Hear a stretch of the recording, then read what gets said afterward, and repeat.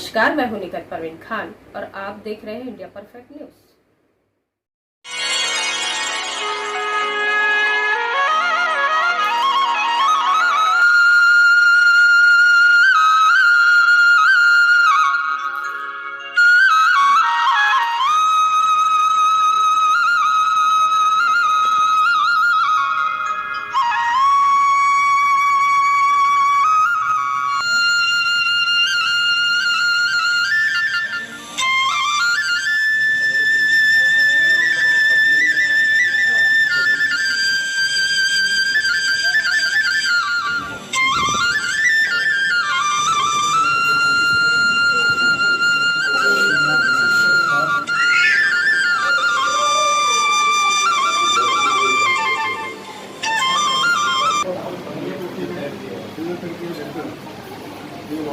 General वाले वो भी ऐसी था।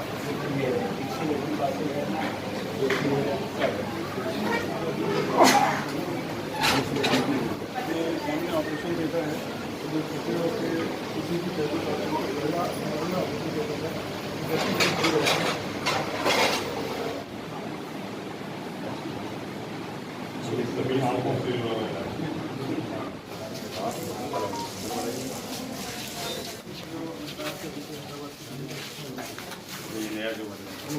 क्या बात है।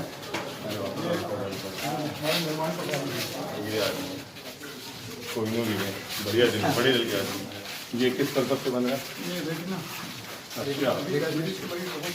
अच्छा पूरा कंप्लीट चेकअप आइटम जितना होगा हाँ, रेटिना से हमारी बड़ा दर्द भी होता है। हमारे पूज्य माता जी महाराज को तो याद है, बड़ा दर्द होता था। नीचे चेकअप ऊपर डॉक्टर ऊपर स्टाफ से मिलता है। अच्छा, आप बता रहे थे नया हॉस्पिटल बन रहा है। एक हमारे पास वैन भी है जिसमें सारी मशीनें हैं उसके लिए गाँव तक जाते हैं कि आप सके मरीज को ला के ऑपरेशन घर तक उतर जाए। छत्तीसगढ़ के भीतर ये अपने आप में इतिहास रहेगा कि कोई भी आई का चैरिटेबल हॉस्पिटल इस लेवल में छत्तीसगढ़ में नहीं होगा। निर्माण ये कितना? ये 5000 स्क्वायर फीट नीचे है और ये 5 फ्लोर 25,000 स्क्वायर फीट।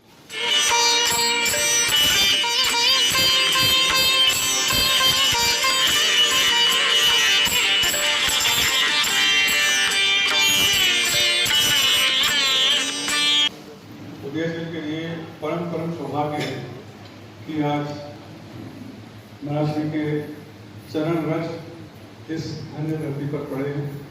मैं साहब आपको बता दूं, पहले एक तालाब था जिसको पार करके ये सेवा का मंदिर बनाया गया और धीरे धीरे इसका विकास हुआ। पहले हम लोग आई कैम्प किया करते थे, हजार मरीजों के आई कैम्प यहाँ उदयसिंह में हुए। फिर किसी ने कहा कि आप स्वयं क्यों नहीं अस्पताल खोलते। फिर किसी दानदाता ने एक कमरा दिया, किसी ने 2 कमरा दिया, किसी ने OT के लिए। ऐसा करते करते ये अस्पताल का इतना विस्तार हुआ कि आज की तारीख में 200 से 300 मरीजों की जांच रोज होती है। 20 से 40 ऑपरेशन प्रतिदिन होते हैं। इसके साथ साथ हमारे पास होम्योपैथी का, डेंटल का, फिजियोथेरेपी का ये डिपार्टमेंट भी है। और सुदूर क्षेत्रों से, ट्राइबल एरिया से, आदिवासी क्षेत्रों से के अलावा भी शहर के जो मूर्धन्य लोग हैं वो भी आके यहाँ ऑपरेशन कराना पसंद करते हैं। उदयसिंह एक नाम है इस क्षेत्र के लिए, जहाँ महाराष्ट्र से, उड़ीसा से मरीज भी आते हैं और सारा सब कुछ इंस्टीट्यूट होता है। 20 रुपये का कार्ड रजिस्ट्रेशन में उनको बनाना पड़ता है। उसमें फिर वो उसका उसकी जांच, उसका ऑपरेशन, उसकी दवाइयाँ, उसका चश्मा, उसका रहना, उसका खाना, उसके साथी का भोजन, उसके साथी का रहना और जाते समय उसको एक थाली, एक लोटा, एक कटोरी और एक चद्दर, ये गिफ्ट में हर मरीज को दी जाती है। ये इस तरह से ये संस्था धीरे धीरे बढ़ी और आज आपके आशीर्वाद से हम इस रूप में यहाँ खड़े हैं।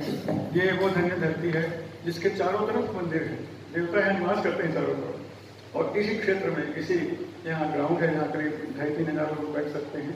वहाँ दीक्षाएँ हुई हैं, आचार्यों के चातुर्मास हुए हैं और शहर के जितने बड़े सामाजिक, धार्मिक, राजनीतिक कार्यक्रम होते हैं वो इसी प्रांगण में होते हैं। एक छोटी सी बात आपको बताऊँगा सर। आज से 15-20 साल पहले यहाँ एक अखबार 70 सवेरा संकेत, तो उनके एक स्तंभकार थे रमेश यादव। उन्होंने पाठकों से प्रश्न किया कि इस दुनिया से जब आप जाओगे तो अपने साथ क्या लेके जाना चाहोगे। ये प्रश्न किया, तो मुझसे भी ये प्रश्न पूछा गया, तो आपको सच कह रहा हूँ, मैंने कहा कि मैं चंद्रप्रभु जी की किताब लेकर ऊपर जाऊंगा।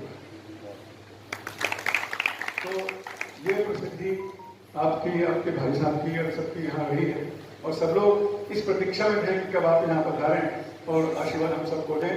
तो मेरा करबद्ध निवेदन है कि यहाँ जितने बहुत से मरीज भी बैठे हैं, हमारे साथी बैठे हैं, हमारे महिला मंडल के युवा मंडल के सदस्य बैठे हैं, उन सबको आपका आशीर्वाद मिले, आपका मार्मिक मिले, ये सबकी इच्छा है। इच्छा आप कहते हैं उनकी किताब लेना चाहूँगा, तो उनका मूल नाम पुखराज है, तो संत बनने के बाद चंद्रप्रभु पुखराज का मन तो मिलने था ना। परमात्मा का जीता जागता मंदिर, ईश्वर के सेवा का फलता फूलता प्यारा सा मंदिर। उदयाचल में आकर मन प्रसन्न हुआ, आनंदित हुआ। ये वो जगह है जहाँ चलते फिरते इंसान केवल नहीं आते। इन्होंने कहा चारों तरफ मंदिर है, हकीकत तो ये है चारों तरफ मंदिर है, पर बीच में तो ये महामंदिर है। बना रखा है, ये महामंदिर है। हम जो भी इसके कार्यकर्ता है, किसी का नाम लेकर व्यक्तिगत टिप्पणी करने की बजाय मैं पहले तो उन दर्शकों को बहुत बहुत साधुवाद देना चाहूँगा। अगर हम किसी की एक की आंख को भी रोशनी देने में सहायक होते हैं, किसी की एक को स्वास्थ्य को स्वस्थ करने में हम सहायक होते हैं, तो कहते हैं हमारा बहुत बड़ा सौभाग्य होता है।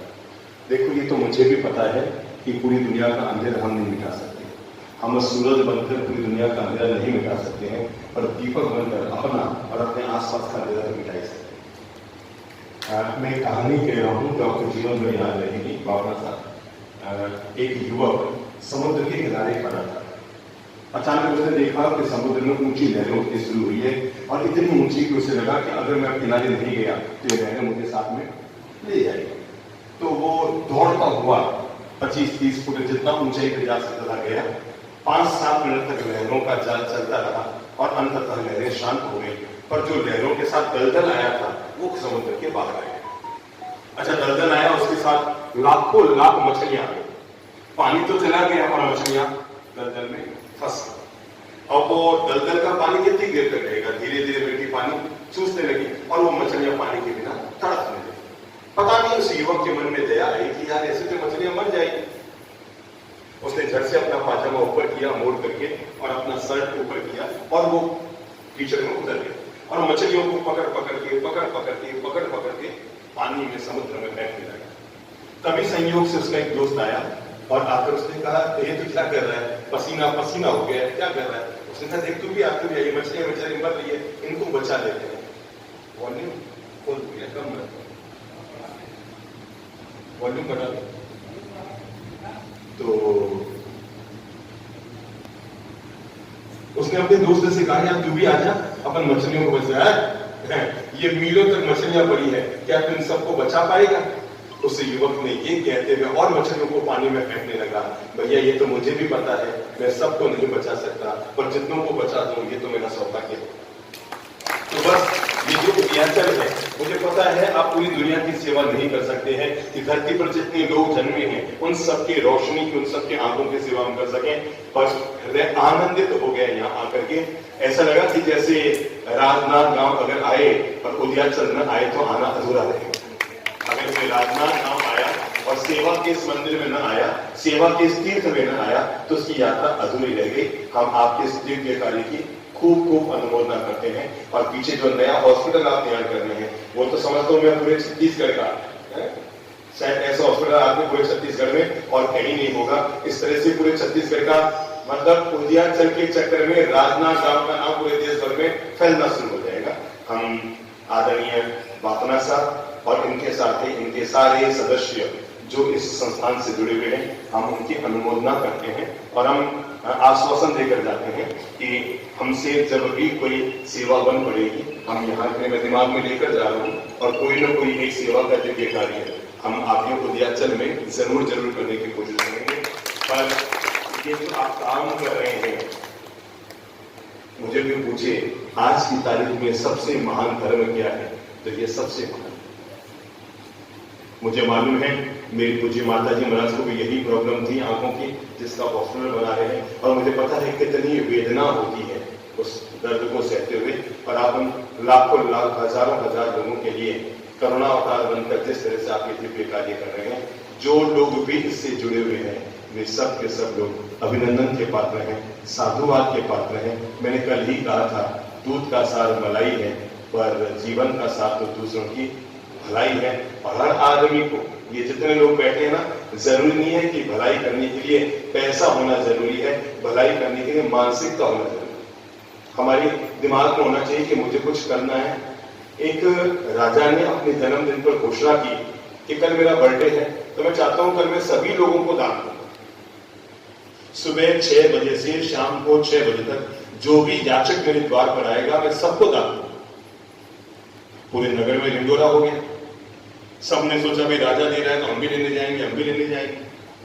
सुबह सुबह 5 बजे राजा की नींद खुली तो देखो कोई आया है कि नहीं, तो देखा और तो कोई नहीं आया है। सुबह सुबह 5 बजे एक संत आकर बैठा हुआ, तो राजा को लगा है संत महाराज कितने पैसे की कहां जरूरत है, तो सुबह सुबह 5 बजे उठ के आ गए। अरे कोई गरीब बड़ी माता ठीक है, महाराज उठ के आ गए, लोग भी जीवड़े लग गए।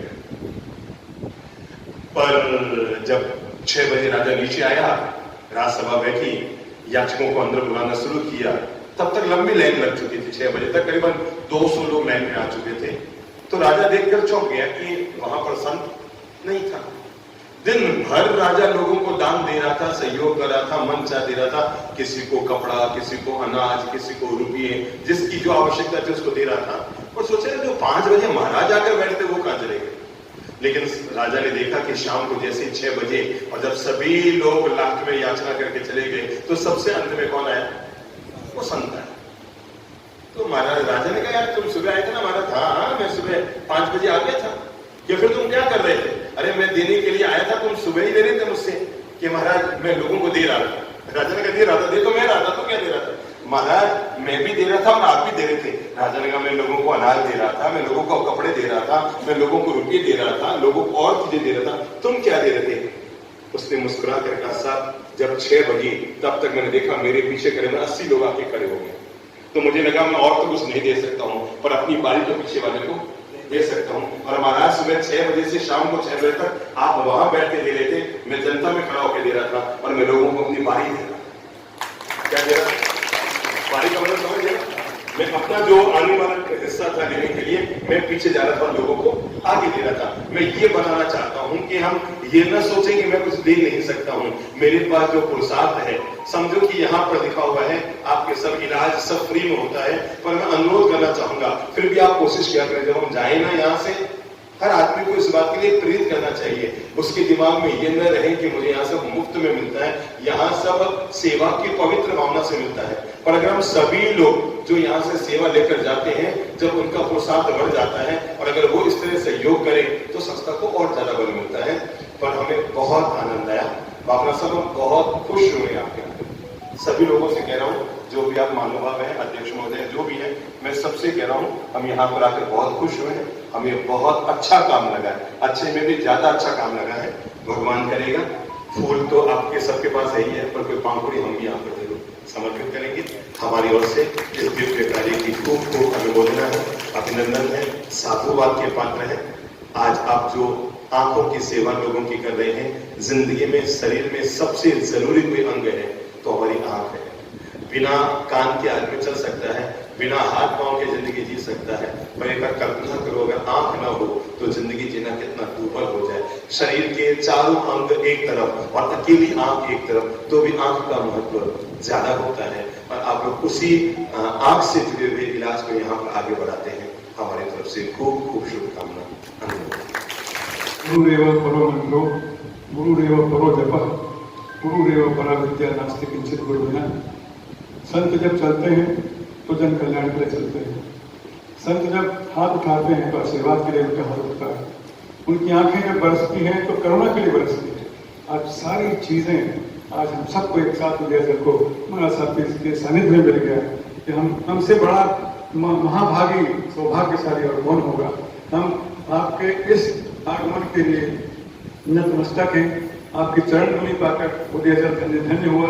और हम ये विश्वास करते हैं, हम ये उम्मीद करते हैं कि आपका आशीर्वाद हमेशा हमेशा के लिए इस उदयजल को मिलता रहेगा। हमारा चैनल सब्सक्राइब, लाइक, शेयर करें और बेल बटन दबाना ना भूलें।